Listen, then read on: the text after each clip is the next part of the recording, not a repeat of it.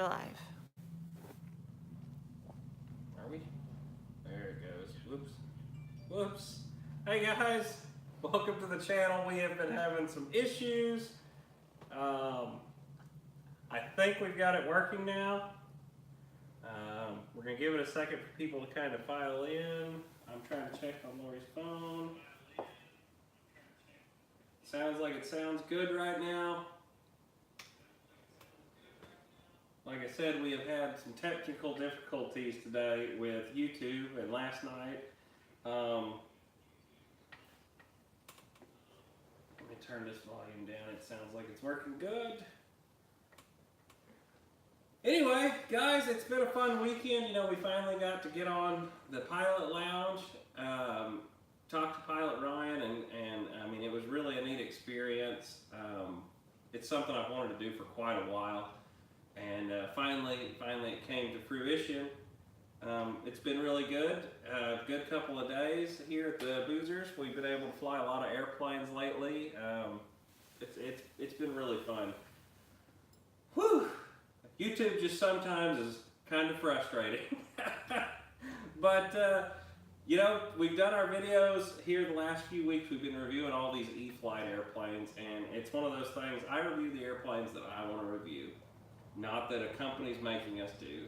These are all bought with our money, and I've loved all these airplanes. We did the Bearcat yesterday from Arrows, and it was phenomenal, and it really fits in well with these other airplanes. So if you already have some of the E-Flite airplanes, they fly a lot alike. If you've flown any of these, you'll know how sweet they are.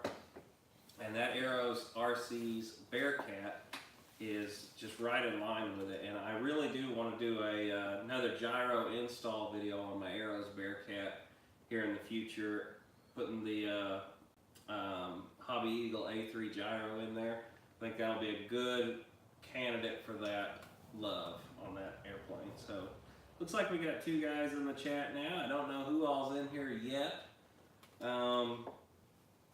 But yeah, anyway, today we have the last airplane we haven't done a full video of. If you look way back in our archive of our videos from when we started about 4 months ago, we actually did do one video of this airplane, but it was before we really got to where we knew what we were doing. So I definitely want to do another one of this to kind of go along with the P-47 and the Spitfire we just did. We did a real fun flight video last week with our club president Rudy, where he had Blondie and was able to fly formation with our Spitfire. So these E-Flite planes, like I said, they're just awesome airplanes. And if you're kind of new to us, this airplane here has had a total repainting and rebuilding. This airplane was actually Rudy's airplane before it was mine, and he flew it a ton, and it got kind of out of whack on one of his landings and upside down, and man, when it hit, it broke the wing in about 5 places and ripped the retracts out and everything. And you know, the cool thing is when it happens again, now that we've got the channel, I want to actually show you how I put this back together to where you can save these airplanes from, I mean, big crashes and bring them back to looking perfect with the right stuff. So I want to do some videos on how I've been able to fix these airplanes. If Lori can get the camera in here to show you some of the boozering action that we've done on this one. Let's see if she can get you in there to where you can see how it looks. So this one's been airbrushed. I've also done what's called chipping, and that's kind of what you're seeing right in here. This is called chipping, where you take just silver paint on the end of a paintbrush really lightly and you tap it around in there, and that's another technique we'll go over, but that's chipping. I'm going to restart my phone because I'm not seeing any comments. I don't think any comments have happened yet. Anyway, just kind of show around here. Now on a blue airplane, you've seen in the past where we've taken the black and streaked it. Well, on a blue airplane, the black doesn't show up a whole lot. And in the South Pacific, if you ever look at pictures, what I actually did on this one is streak white real lightly down the fuselage. And I don't know if you can actually see that or not. Oh yeah, you can. You can see it good. Mitchell Farley, welcome to the channel. Brian Chambers, welcome to the channel, guys. We're just kind of messing around today. Nothing on the agenda. I was going over, this is the only airplane we haven't shown off yet of our E-Flite series of airplanes. I do have Blondie coming right now, so we can do a video on Blondie.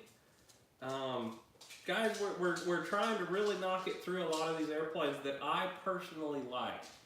That was the thing I was trying to get across with this channel is I want to review the airplanes that I like and that I've spent my personal money on to bring you the best value. I don't want to just tell you an airplane's great because somebody gives it to me or anything like that. I want to be able to tell you guys the honest to gosh truth. If an airplane stinks, I'll tell you. And I'll tell you this, the E-Flite airplanes right now are hot. They are all fly great. Whatever kind of foam they make these things out of, man, they are resilient too. We have seen some pretty bad landings at the clubs that these things keep surviving through.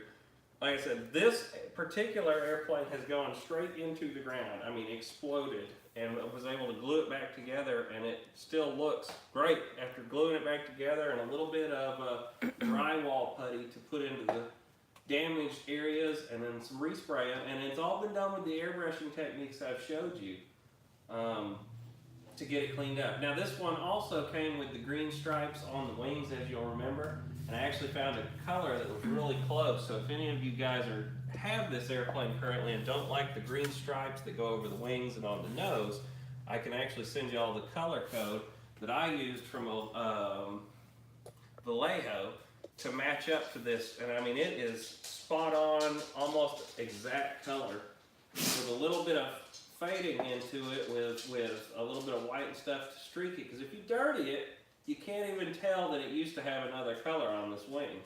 So it's been really neat. Somebody's been out pushing snow, Dave Kaliski.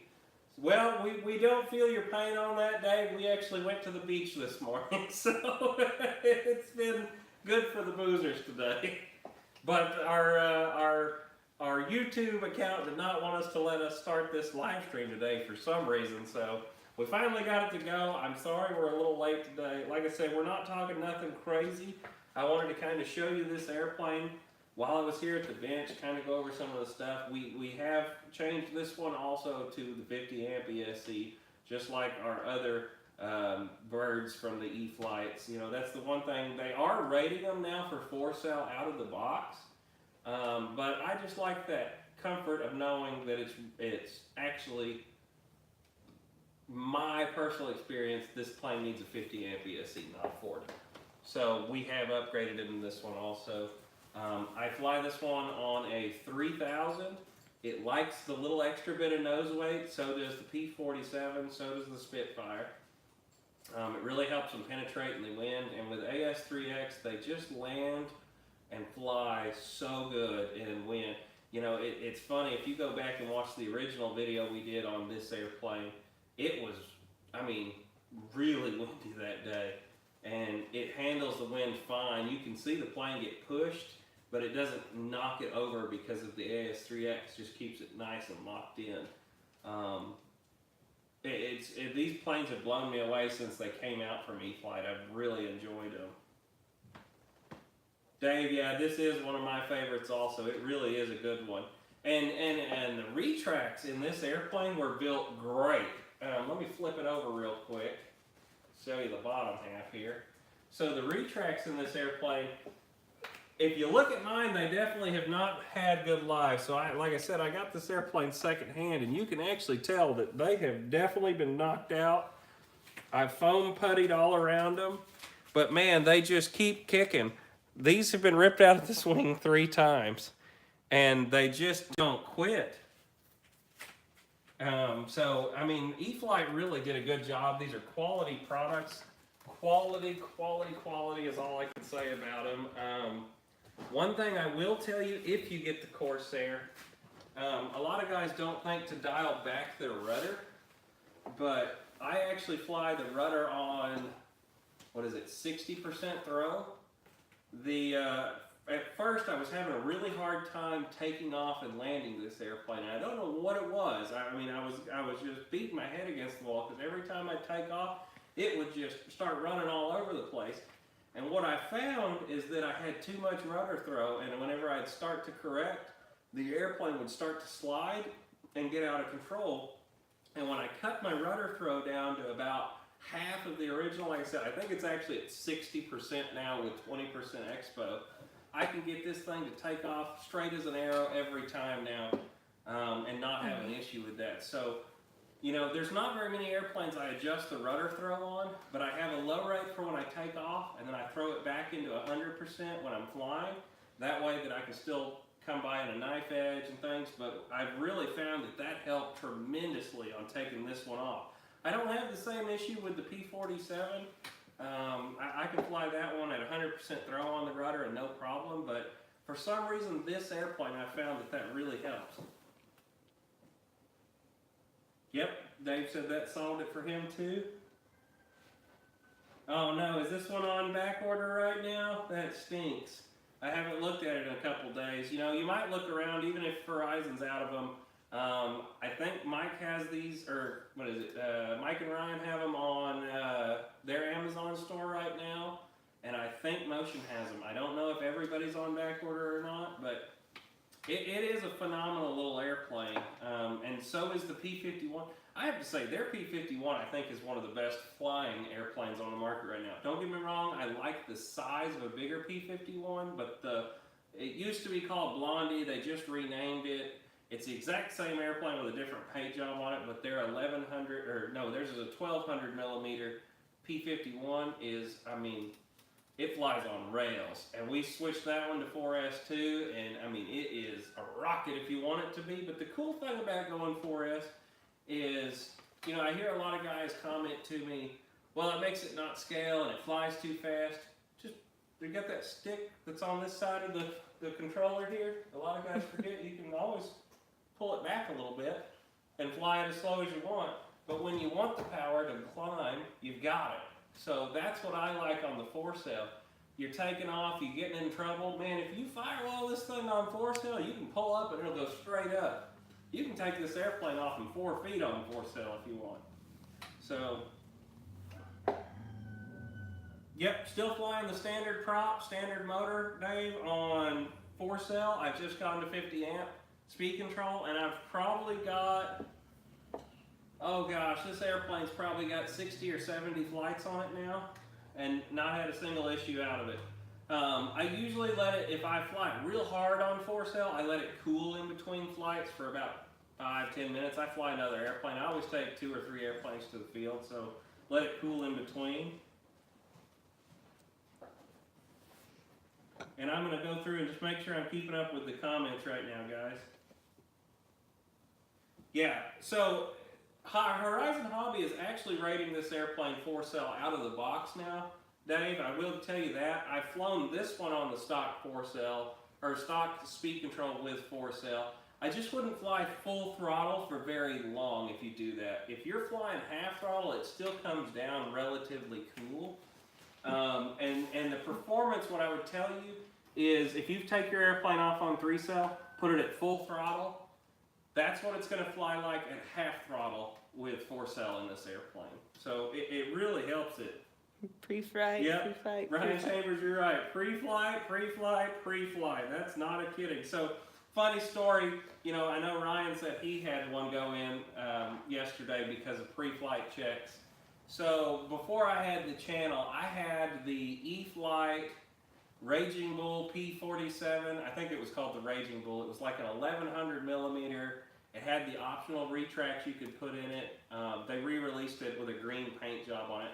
Anyway, I got one of those brand new and got it out to the field and was getting ready to take it off. I was all excited, didn't check my stuff, took off, and I mean, I got it out and went, uh-oh, it's backwards. Boom, and I mean, it went right in and exploded, and there was nothing left of it, and I'm just sitting there just like, well, there went $150 or whatever it was then, and that was right when I was getting back into the hobby. And you know, the funny thing is, though, I glued it all back together, and I repainted it, and I actually ended up selling that airplane to another guy, and it still flew great, but you know, it can happen to everybody. I don't care how experienced you are. I'd actually say the more experience you get complacent sometimes.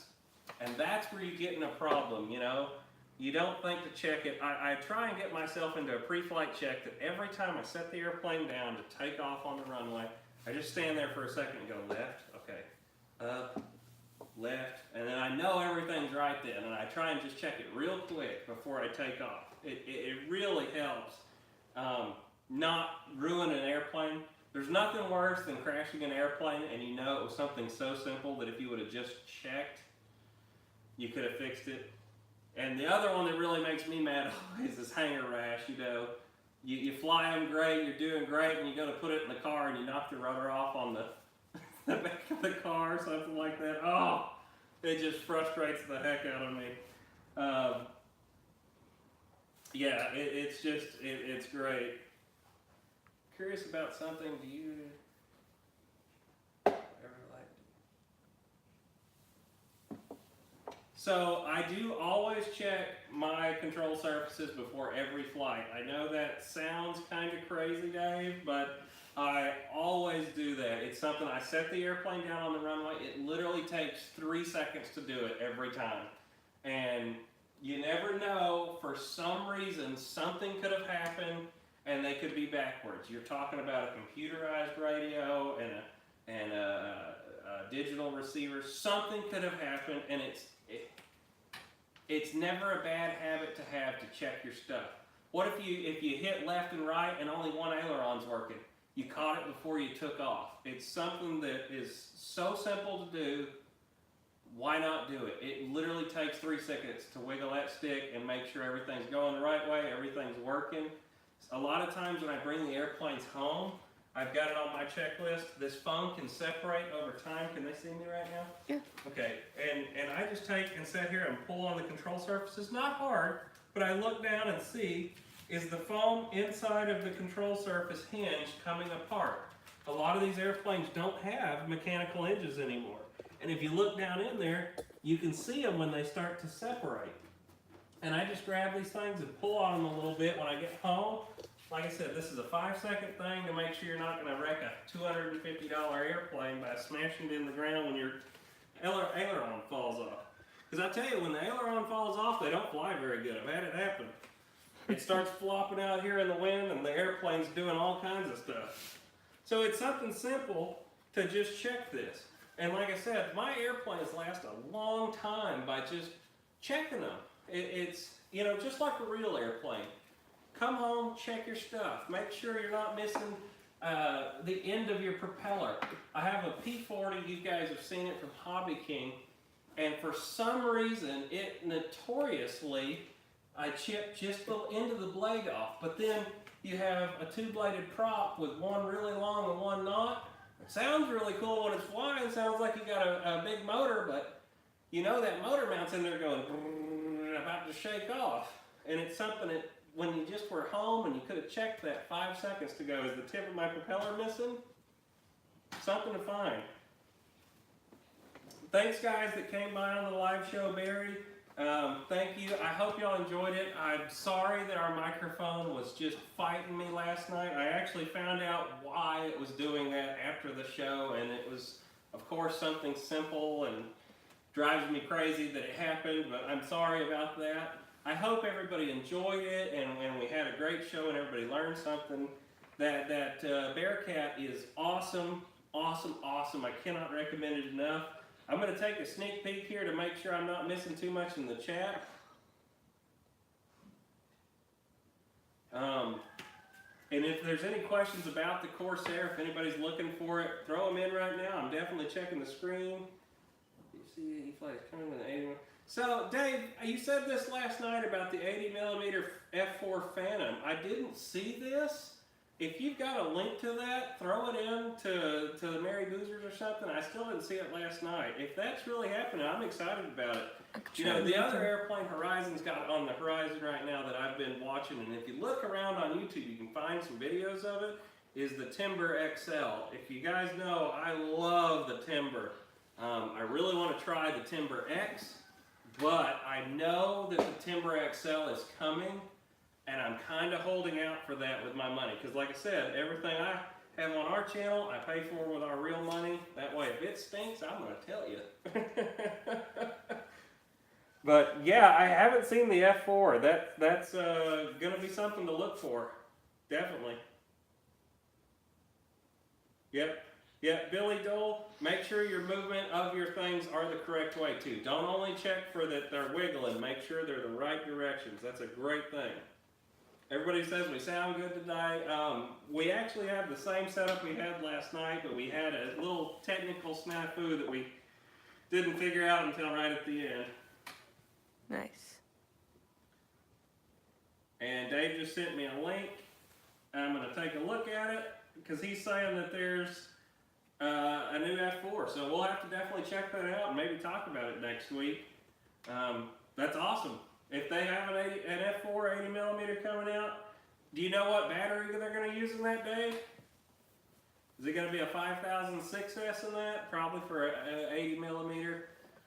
It'll probably either be a 4000 or a 5000 in that airplane. So I have the Freewing 90mm F4 setting here, ready to do videos on. I just haven't had a chance to get it up yet. We also had the Freewing A10. Got to fly it this weekend in a 20-mile-an-hour crosswind. I'll tell you, I'm still not disappointed even flying it in that crazy wind. The airplane weighs so much that it flies like the old wood planes. They didn't care as much about wind as the foamies did. And I mean, I'm impressed with it too. That A10 is huge, and it's impressive. So we'll have a whole video series. We're going to Papa Dot the A10. We're going to airbrush it. We're going to do the whole thing on it. We're thinking about maybe repainting it. It just kind of depends. It's actually our friend Kevin's. He's letting us borrow that A10 to do our videos on. So we're excited about it. Papa Dots is in the chat right now, guys. Say hi to Papa Boozer. Welcome to the channel today, Dad. So, anyway, that's just kind of where we are, guys. I just wanted to give you a little Sunday Funday hangout area here. It's always fun getting to talk to everybody. You know, we've been blown away lately with the support we've got. We do have a Teespring store right now. It's always optional. Nothing. Don't feel obligated to support us, guys. But we do have it. It's awesome if you do. You know, I know that our design may not be for everybody, but we are currently working on the squadron patches as T-shirts. We're getting all the designing portion of it figured. We're actually new to that too, so we've always had Dad hand painting everything. And now we're getting a way to take his patches and scan them and digitally make them into the way to make them onto the shirts. But, you know, it'll be really a neat thing that if you want a squadron patch and you think, oh man, this one's really cool, a lot more guys can afford the $20 shirt than the hand-painted leather patch, and you still can get one and have a part of the history. So it'll be really neat. Anyway, Papa Dot's found a graphic designer today. All right. Well, maybe this is going to go even faster than I thought. So, hey, we'll get it figured out, guys. Just give us a little time. Like I said, we're new to the game. We're trying to bring you, we don't want to just bring you a bunch of content. We want to bring you high quality content. Tongue twister there. High quality content. We don't want to waste your time. We want to be bringing you things that are relevant. You know, even though some of our airplanes are older, they're still relevant, and you don't want to miss out on some of these great airplanes. If you've been wanting a Corsair, the price point on this one, what you get, I mean, bind and fly, it comes with the receiver, the retracts, everything. It just blows me away with these foamies nowadays, how much value for what you get. I mean, the fact that you take it out of the box, you put 4 screws in it, and I mean, you go fly. It just blows me away, because me and Papa Dots have been around this hobby for a long time, and we remember when an ARF, you still had to put your servos in, your retracts, all that stuff didn't come in them, and man, it was almost the same price for that bare bone airplane that it was to get these foamies ready to go. Go have a good time, you dink one, and you just take the retract and stick it back in with some CA and you're done. So it really does amaze me anymore. Hey Hippie! Foxhole Malcolm just started pop-a-dotting my Hobby King Vampire, looking great. Well, I have the Hobby King Vampire, and if you want to see one that's been pop-a-dotted, I could grab it actually. But we have flown the Hobby King Vampire. I will tell you, before you put that airplane together, make sure you go and check that there is carbon spars in the tail booms on that airplane. Let me just grab it real quick. Whoever just popped in, Foxhole Malcolm, I've got a tip for you that you need to make sure you do. And on that airplane, I'm going to grab it real quick for you. Pum pum pum pum pum pum. On the Hobby King Vampire, it is extremely, oops, I found a problem with my cruising stand with this airplane. It's extremely important. Lori, can you come up here? This airplane is awesome flying. I fly it on Corsair 3000.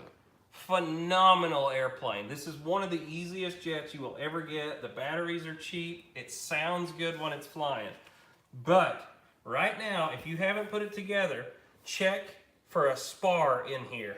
If you don't have a spar in this, get one before you put it together. Cut you a piece of carbon, put it in there. I had this glued on, and you can see right here at the tail edge, it snapped clean off in flight. I was coming by on a low pass, and that ripped right off. And when that did, I mean, the whole airplane turned like this and went into a pancake. And I mean, it was spectacular. It exploded everywhere, but And too bad we didn't get it on video. well, this is before we started filming stuff, but see, this one's been dotted up too, and we've dirtied it. I'll tell you that a little bit of brown goes a long way on here through your airbrush. If you got one, you can really dirty it up and make it look good. Like I said, ours is a little beat up, but I mean, I've flown and flown and flown this airplane. And I'm going to double check to make sure we're not missing anything in the comments. Anyway, I just wanted to give you that. We're just kind of doing a hangout today. We didn't really have a specific agenda. I want to bring you, like I said, if we have stuff that happens, I'm going to tell you, if a plane has a major issue like that, I'd rather you guys know. There we go, it fits in there. But that is something you definitely need to address on your Hobby King Vampire before you start flying that. Because it was not a fun day. I think I had 4 flights on it, and what'll actually happen is you can take this thing, you can see this one still does it even with the spars in it. The whole tail on this thing moves. And as long as you're checking, I mean, before you fly it, I'd take and wiggle these, make sure that in here it hasn't started to separate, because all you got is that little bit of glue there holding that tail on. And when it lets go, I mean to tell you, this thing explodes. So, just be careful with that. So anyway, guys, do we have any other questions right now? Let's see here, jump back into the comment. I'm going to grab my E-Flite plane that we were going through again. You know, I like Hobby King, but I've had some issues with getting replacement parts in the past. I'll leave it there, but you know, Hippie, if you're really considering it, I'm not kidding. Do you have any EDFs yet? Are you trying to just get your starter first plane jet? Flightline Corsair. I'm going through and making sure I'm keeping up with you. Like icon, thanks for the tip. It's my first EDF, so maybe goes well. Man, Foxhole Malcolm, you couldn't have picked an easier airplane to start with for an EDF. You know, when me and Dad both flew that the first time, he had never really flown an EDF other than my big Vampire. Well, it's a big Venom. I have the Free-Wing Venom. It's the same airplane. They got a different name. It's got a little different structure to it, but they both fly almost identical. For the price on that Hobby King, I think I picked mine up when they were on sale for like $150. Man, it flies great, but please make sure you fix that. It's dangerous the way it comes out of the box with that spar not being in that. Because, I mean, I was flying it normal. I was going by in a normal pass. Like I said, E-Flites in, put it together according to the book. And like I said, that tail boom fall off, and that airplane went where it was going to go. I had nothing on that. But since fixing it, I have flown it, and it flies great. You can fly it up, cut the power off, and glide that thing, and it glides. The cool thing on it, well, of course I put this back up here again, but I'm going to put it behind me now so I don't have to move it again. Since we're on the Hobby King Vampire, we'll just put this here and put this back up here. Since we're on it, if you see it, I mean, this plane is 90% lifting body. I mean, you've got wing and you don't got much else. And so the airplane glides forever and it lands so easy. The neat thing on the Hobby King one is this one doesn't have the bounce problem that the free wing does. I love my free wing. I'm not talking bad about it. But anybody that's flown the free wing Vampire would understand when you're coming into land that one, you really have to get it slow and you have to hit the mains first on the free wing, or for some reason, if you hit all three, that thing bounces every time. If you get used to landing it on the mains, it won't bounce. This one, I mean, I glide it in. In most EDFs, you have to use power to bring them in. This one, I turn the power off and I fly it in like it's a glider, man. I mean, it is so easy. And the retracts on the Hobby King one are very sturdy. You know, even through the whacks and crashes that I've had with them, I haven't had a single issue out of the retracts on this airplane. And I've landed it in the grass. They're very tiny, so you're not going to take off in the grass very easily, but I have landed it in the grass on accident a couple times. Didn't tear them up at all. I mean, they're sturdy. They're not suspension, but they're very sturdy retracts. They're not going to break on you. And then the front nose wheel has a little bit of give if it's taking a lot of hits, because if you look at it, let's see, I'm going to get up here, see what I can see here. If you look at how they actually did the nose wheel on this one, there it is. It's actually a push-pull wire system, and it has a lot of play, which you think would be terrible, but when you start hitting bumps and stuff, this thing gives a lot, and it doesn't tear up this servo, and it actually has worked out really well. You had a question in the comments about Okay, another non-grass. question. Excuse me, guys. Woo! Started with the GWS, really crap compared to now. You're not kidding on the GWS. Is it still sitting up there? I finally threw it away. I had the GWS A10. We had taken the old cracked brushed motors out of it, and I had put the motor out of the Hobby King EFX Extra on it. And I mean, I was going to make this thing a rocket, and I threw it to get it flying, and it went, and then the elevator on that thing ripped off, and it went, and they were so brittle. When it hit the ground, it exploded. I mean, one of the most impressive crashes I've ever seen. It must have been in, 4,000 little pieces of foam. It just exploded. But, you know, GWS, yeah, I mean, there's some of their products that I miss, but that A10 wasn't one of them. I love my slow stick, and I really wish somebody would come out with the slow stick again. Hobby King picked it up for a little bit, and they tried to put ailerons on it, which wasn't the right choice to me. They should have just left it a simple 3-channel plane and put it back on the market for $25, and I would still be buying them, because anytime somebody wanted to start in this hobby, it was so easy to give them a slow stick and say, here you go fly it. If it hits the ground, the wing pops off because it's on, we always used hair bands instead of rubber bands, and when it hits the ground, that hair band gives so much that it just, the wing pops off and it doesn't break. Anyway, that was my GWS airplane that I've always loved. Think about the Flightline Corsair, Rodney Ponce. I don't know. I haven't got my hands on the Corsair yet. I haven't seen one in person. I've heard they're very impressive. Please hit the like. Thank you. Thanks for the tips. It's my first EDF, so Maiden goes well. I hope the Maiden goes well for you too. Like I said, Foxhole, the airplane flies phenomenal. It's going to be a great first EDF for you. Just make sure you reinforce those booms.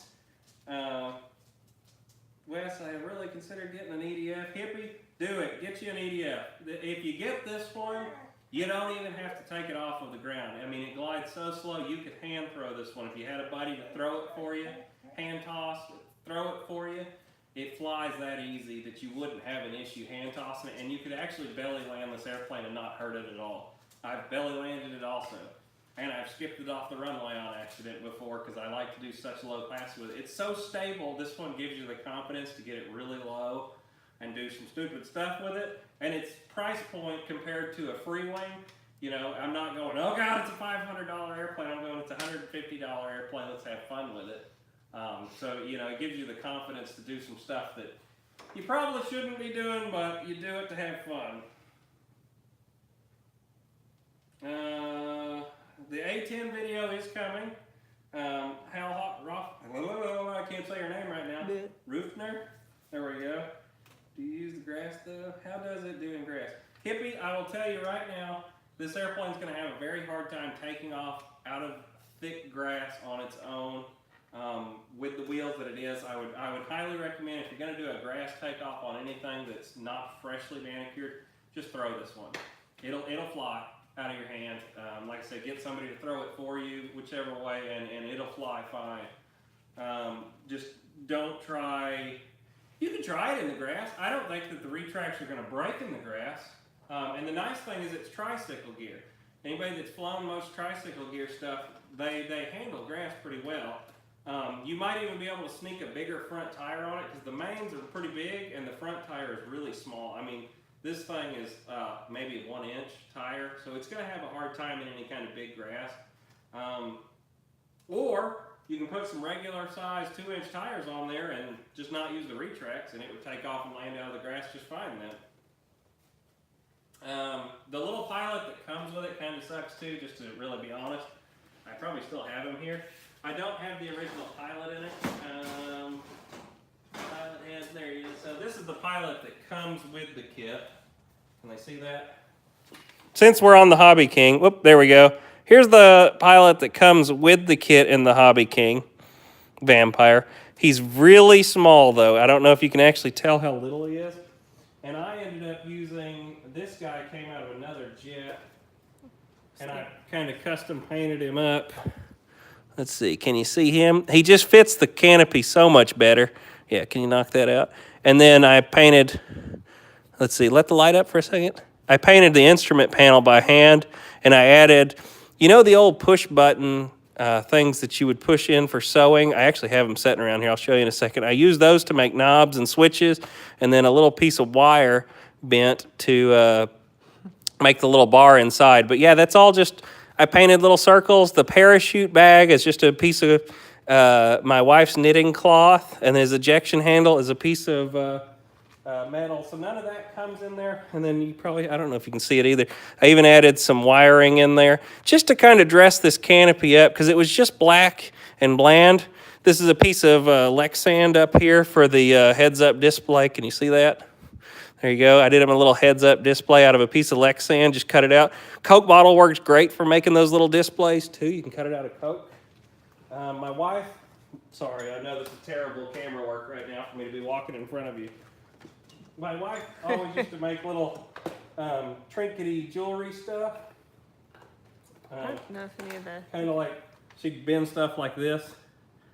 And that wire, I've come to find out, it paints really well. And you can make it into any kind of design you want. So for making a cockpit, it's really worked out well. For making, you know, like the little bar here behind his head or the little bars inside. This little metal stuff works great, and then I just paint it whatever color I want. Or a lot of times she's actually had the colors I've needed. And I was trying to see if those little dots were right here somewhere. Hey, in that black bin right there, those pins. I was going to show them the pins that I was using inside of it. Anyway, it's just something kind of fun.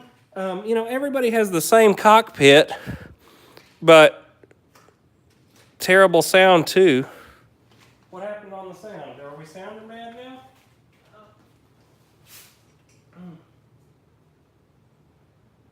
Is the sound bad now, guys? Did we lose it again? Terrible sound too, David Brown. Can you not hear us? 159 for the vampire. There you go. I thought it was 140. Viking was cool. Sound is bad. Right here, watching you. Mic is too direct. Oh, it's because you're behind the camera. Oh, it's because I was behind the camera. I'm sorry about that. I was trying to do it. So, can you hear me good now, Dave? How about now, guys? Can y'all hear me good again? Did I my back? I was standing behind the microphone right then. Can hardly hear you unless you're up close to the camera. What in the world is going on? No, it's still bad. It's just a plug-in mic, Hal. Let me unplug that one. So it sounded good at the beginning though. So what's happened between now and then? I'll try the other mic real quick and see what happens. Yeah, it was sounding great, and then it just died. Okay, so we're gonna unplug that microphone and plug our other microphone in then. Sorry guys, it's gonna be a little shaky for a second. Sorry, we're shaking the camera for a second. We're gonna unplug that mic and plug a different microphone in then.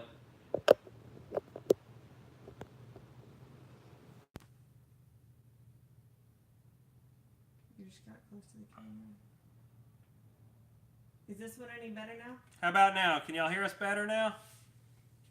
I'm sorry, we've been trying to do this to where guys can hear us. We've been having microphone issues just left and right. We've tried 3 different microphones. Let's see. It sounds good now. Okay, Better. that seems better. Okay, there you go. So you guys can hear us now. We've got 3 microphones here. I've got a Rode. I've got a I don't remember what the other ones are. They're all high quality microphones, and they've just been fighting us and fighting us and fighting us the last few days. So. Yeah, I need a boom mic over here. I might even try and get something that maybe is a Bluetooth microphone, so I can set it right here, put it up right here, and talk into it. Maybe something. Run off the phone, so it's difficult to find the right mic. It's hard doing these live broadcasts, guys. You know, hopefully in our actual videos, the sound is coming out great. We've really been trying hard to bring you good quality videos. We've invested in some high quality stuff. So. What I talking about a minute ago, I got distracted, but what I was talking about a minute ago, Lori, hold those up in front of them real quick. These are the pins that I use in the cockpits to make little buttons and switches. So if you can see in there, let's see, let me jump in there again. If you can see, hold that up in there, see if you can see the dashboard in there. The little red dot and the little blue dots and stuff, those are buttons and switches that I've made in the cockpit. I cut those pins off, you know, real short, and just stick them in the foam with a little glue, and then take some of my red model paint you guys seen in some of our other videos. Walmart sells it, Apple Barrel, Americana, whatever. And this stuff is great because it doesn't eat foam. It's water-based, so if you make a mess, you take whoever brand, water-based acrylic paint. Let's see. There's an Apple Barrel too if they want to see another one. If you've been buying the airbrush paints off of Captain Mike and Pilot Ryan, it's the Vallejo. But the cool thing is if you stay acrylic and water-based, you're not going to eat your foam. You don't have to worry about that. And that's, man, this broadcast today just has gone all over the place. We tried to have an agenda coming into it, and we go all over the place, but no agendas anymore. We're just here to have fun, guys, and if we're giving you good quality content that you can learn from, that's what's important to us, and not whatever, the agendas and whatever else. But Apple Barrel, Americana, there's like 15 different brands, but Walmart sells those big bottles of it for $1 a bottle. And if you'll go on, I know I added this, so I don't know if it's still on there, but this is airbrush cleaner. It's actually airbrush medium, but they call it cleaner. You can actually thin that Americana paint, or here, you want to put that up in front of the camera? Sure. You can thin out these paints and run them through your airbrush. There's no difference between this cheap paint and this expensive paint, other than this is pre-mixed and this is a finer grade, so it does spray darker than using this. But this little bitty bottle is $5. This bottle is $1. So if you don't care that much and you're willing to mix your own paint, you can save a lot of money. Just sometimes I try and keep all my base colors like blacks, stuff that I'm just gonna do. I put 4 drops of this in here and I can do all the streaking on the whole airplane with it. But if I was gonna repaint an airplane, I'd go buy a bottle of this and I'd mix up a big jar of it in a water bottle or whatever, so I knew I would have enough paint to do the whole airplane. But I could repaint this whole airplane for $1 versus $5 for this little bottle, and I'd probably have to have 3 of these to paint this airplane with. So, you know, be smart on that kind of stuff, guys. It's just one of those things. Fun is where it's at. Yep. We don't need no stinking agenda. That's right, Dave Kolewski. Mama Boozer wants to run the dogs. Gotta let you go. Bye, Dad. Windex works great also. Great point, Bill Doyle. Windex works excellent as an airbrush medium. You can, instead of using the stuff I was showing, if you don't want to buy that and you're in a pinch or you don't even care, you can always use Windex to thin your paints. And it works great. Makes the room smell good while you're doing it too. Need to coordinate with Plane Savers. They just finished their live stream. Is Plane Savers the guy that used to run Alaskan Airways, Dave Brown? I think that's who you're talking about. Buffalo Airways. I believe that's who it is. Maybe he'll respond here in a second. I think that's who he's talking about on Plane Savers. They've got a new YouTube channel on here, and it's Buffalo Airways, the guys that used to do... what was the name of that airplane? They were in Alaska, or that... Alaska Bush I think it might be. But yeah, anyway, that's a neat show. I didn't know he was doing a live show now, actually. Anyway, guys, we did a kind of fun video today. We made it about 40 minutes, not to drive you too crazy. They had several planes. Yeah, they flew the Buffalo. They flew, what is it, the C-46? The Ice Pilots. Ice Pilots. That was the name of it. Yep. Good job. Buffalo Ice Pilots. Yep. Yep, that was Buffalo Airways. So, yeah, I've been watching that, too. It's a pretty neat little show that he's got going there. They're working on a C-47 right now, if I remember right, restoring it. So, pretty neat, pretty neat. Mike's, or Pilot Ryan's in here dropping a link to something. Anyway, guys, we had a good time today. Thank you for coming by the channel. We're going to go on and head out of here. I hope y'all were able to learn a little bit today about some airbrushing, some little techniques that we were doing there.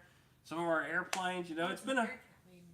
Huh? That's his Bearcat Maiden. Oh, that was the Bearcat Maiden. Yeah, Ryan put up his video today of the Bearcat getting flown. So if you guys want to see it flown somewhere first before anywhere else, I haven't got mine up yet. So definitely check it out. I watched it. I will say that Ryan's braver than me, because if I was where he lives right now with the weather the way it is, I would not have made that. I would have stayed in my house and stayed warm, because it looks cold in that video. So, hey Ryan, I got to give you a round of applause, man. Getting out there and flying when the weather was like that, that was impressive to me. So, you know, got to do what you got to do for your viewers, right? You're welcome, Ryan. Well, guys, we're going to go on and cut this off. It's been real fun. Thank you for coming out to the Boozers RC channel, checking out what we're doing here. We're really happy with the support we've been getting. We hope we're bringing you good value, and you're learning something here on our channel about something to take your hobby to the next level. You know, whether it's riveting or whatever. Yeah. Ryan Chambers, you got it. You got it. 5, 4. Get up there, Lori. We're cutting this off. We've had a good time, guys. Thank you for coming. So 5, 4.